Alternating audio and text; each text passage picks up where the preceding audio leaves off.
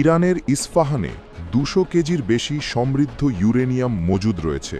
Grossi international atomic এনার্জির IAEA-এর মহাপরিচালক Rafael Grossi বলেছেন, আমরা বিশ্বাস করি যে 200 কেজিরও বেশি অন্তত 60% সমৃদ্ধ ইউরেনিয়াম মজুদ আছে ইরানের ইস্পাহানে। বার্তা সংস্থার রয়টার্সের খবরে বলা হয়েছে, মিস্টার গ্রোসি বলছেন যে IAEA মনে করছে ইউরেনিয়াম এখনও সেখানেই আছে, অন্য কোথাও সরানো হয়নি। গত বছরের 12 দিনের যুদ্ধে যুক্তরাষ্ট্র ইরানের প্রধান পারমাণবিক স্থাপনাগুলোকে লক্ষ্য করে হামলা চালায়। ইরানের ইস্পাহান, নাতাঞ্জ ও ফোর্দোর পারমাণবিক স্থাপনাগুলোতে তখন বোমা হামলা চালানো হয়েছিল। এরপর থেকেই IAEA ধারাবাহিকভাবে হামলার শিকার হওয়া স্থাপনাগুলো পরিদর্শনের আহ্বান জানিয়ে আসছে এবং জানতে চাচ্ছে সেখানে থাকা সমৃদ্ধ ইউরেনিয়াম এখন কোথায় ও কী অবস্থায় আছে।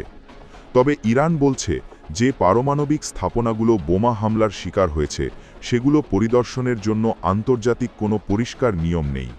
তবে ইরান বলেছে যে পারমাণবিক স্থাপনাগুলো সামরিক হামলার শিকার হয়েছে সেগুলো পরিদর্শনের জন্য কোনো সুনির্দিষ্ট নির্দেশিকা নেই, সেজন্য তারা এসব স্থাপনা পরিদর্শনের অনুমতি দেয়নি। এমনকি এ বিষয়ে ইরান এখন পর্যন্ত কোনো তথ্যও দেয়নি। প্রিয় দর্শক, বিষয়টি নিয়ে আপনার মূল্যবান মন্তব্যটি কমেন্ট করতে ভুলবেন না। পরবর্তী আপডেট পেতে চ্যানেলটি সাবস্ক্রাইব করে আমাদের সাথেই থাকুন। ধন্যবাদ।